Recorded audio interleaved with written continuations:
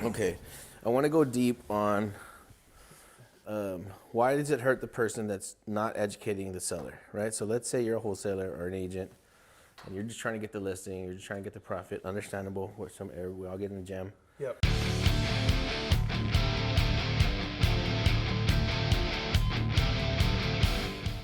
This is how not educating the seller hurts you. It's because you limit your own exit strategies and your own profit potential, Yep. right? So let's say that you're going to pitch a creative finance, a seller finance, a sub two, a low cash offer. Like if let's say you only say, hey, my only strategy here is a low cash offer because this is what I'm going to make. I'm going to make 100 grand, and the man doesn't know what it's worth. Ha! Damn. Got him. That strategy sucks, right? You're going to make a lot of profit, but that strategy sucks for one. Two, if you say, look, sir, here's what it's worth retail. It's worth 100 grand. If I'm going to give you cash out of my family's bank account and then now my kids don't have that money, I'm going to give you like 50,000, maybe 55,000. And then I'm going to try to sell it for like 80 or 90.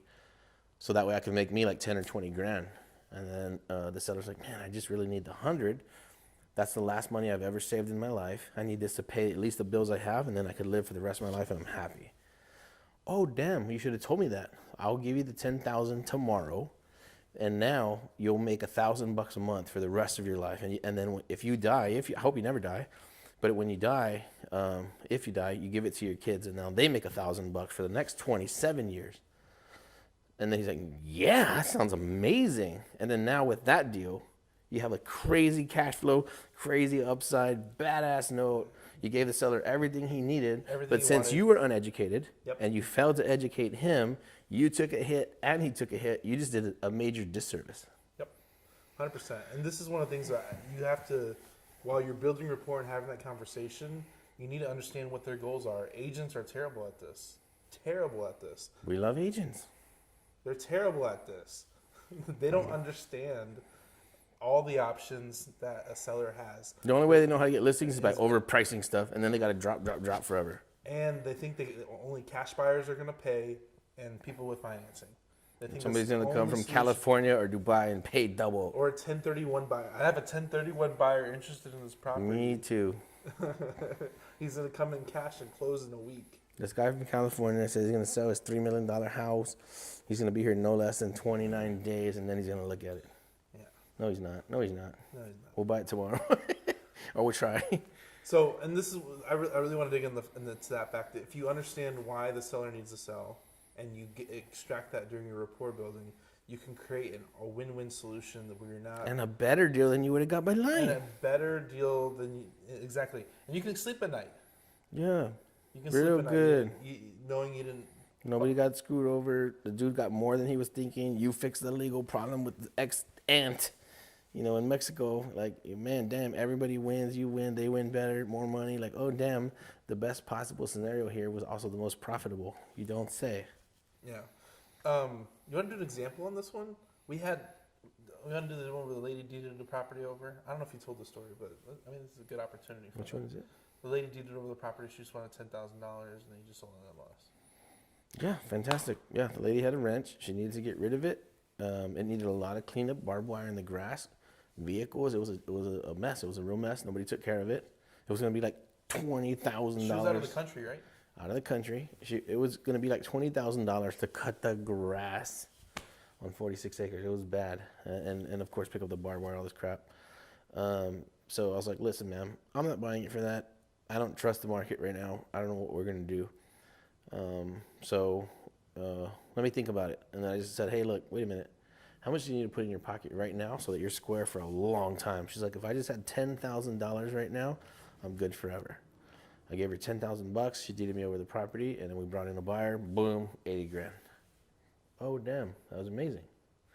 And people want to buy cash.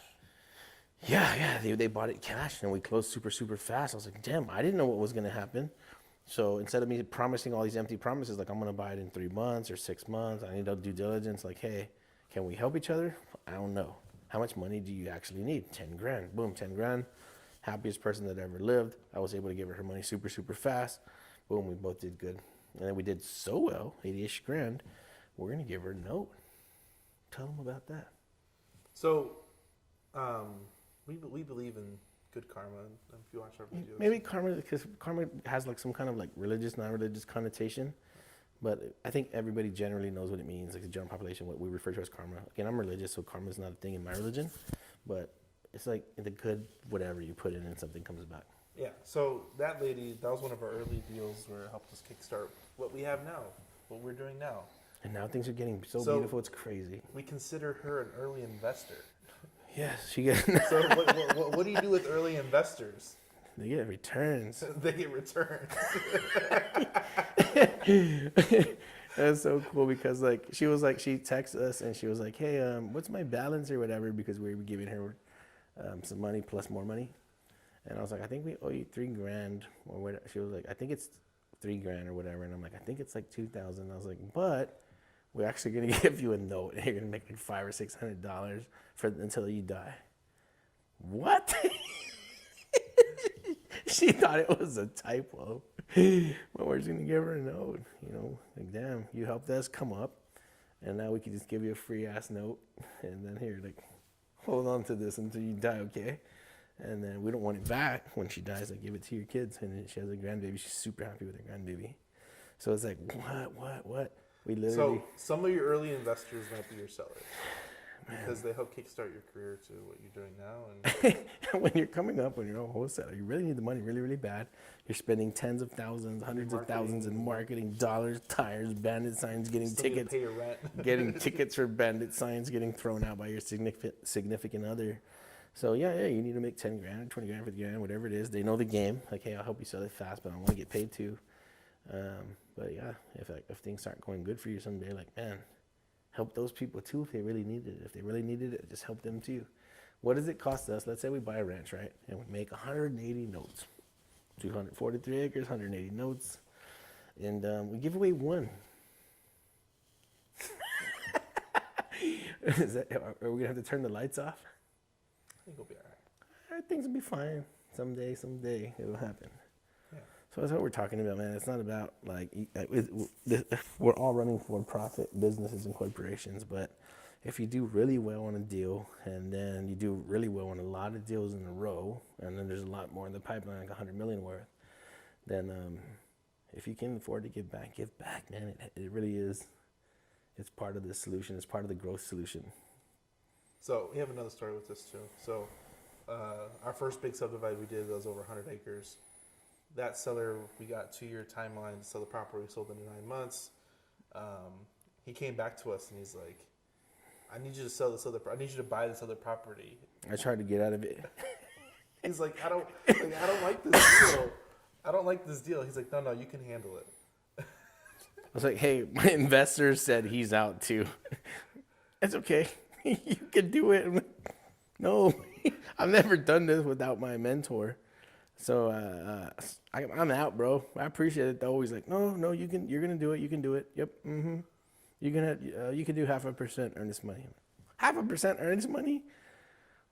It's gonna take me a year. That's fine. Don't worry about it. 2. That's totally fine. That's fine. Don't worry about it. Yep, that's fine. 0.5% down, and then 12 months close. Man, dude, honestly, if things don't go right, it's gonna take 2 years. It's gonna take 2. Yeah. Send the contract for 1 year, and then if it's going to 2 years, then you send me another extension, and then we'll just close in 2 years. Why? Why, sir? Now I'm trying to sell him on why. I don't know if people ever had sellers sell them on buying a property. You're gonna do it? Like, no, I'm not. Nope, for sure not. Yeah. You're it's all good.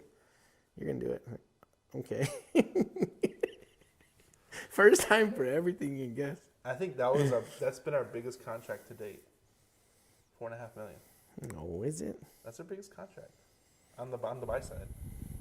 Okay, on the buy side. On the buy side, biggest contract to date, and the dude's like, "You have to sign it." Oh yeah, that was the biggest one. At that time. At that time, yeah. Okay, all right, yeah, biggest contract that signed up. Yeah, dude, and then so there's somebody trying to help us market it, right? We have a broker, Michael Suarez, Krista. They're doing really good. We hired a broker. They know, and we're all like moving the deal. And I forgot where I was going with that. No, that's just There's a lot. There's a lot of good things, and I think educating educating the seller on what you need, what needs to be done, what their needs are. Help the seller, help the seller, help the seller. It always helps you. Say, sir, look, if you need, do you have something? Is your barn on fire right now? Like, who? Is a barn on fire? Like, are you calling the ambulance and the fire truck? No. Did you lose all your cows? No. Are you having a divorce? Are you leaving the country? No, no, that's ridiculous. I've been living here my whole life. Why do you need $3 million? I don't need it, but I know what my property's worth. Like, yeah, I know. It's worth $3 million. That's all you're concerned with, right? So you're gonna get the whole $3 million. Yes. Okay. Oh damn. Okay. Okay. So as long as I can give you 3 full million, let's say it takes me like 3 months or 6 months or a year to give it to you. Would that be okay? Like, I don't know. Like what do you mean? I'll give you $200,000 down, and then we'll give you the rest like in 3 months or 6 months or in a year, 2 years, 3 years, 5 years, whatever you want. Yeah, I mean, bam, done. So like he doesn't need a discount. He doesn't need to be slapped in the face with like, hey, I know it's worth $3 million, but I'm giving you 1.5. Like, man, I'm not a dummy. I'd rather just die with it than just give it to you, you yuppie. Yeah. So help him out, educate him, say, here's how I can give you more than you were thinking. You know, you wanted $3 million, I'll give you 3.5. But here's how I got to do it. And then he's like, yeah, that sounds good actually. Oh damn. He said yes. Lock it up. That's it. No, man. Do good with good people. Educate them, and you might get a better deal than you ever could think you'd get. Better deal than you wanted by being honest and doing the right thing. Yep.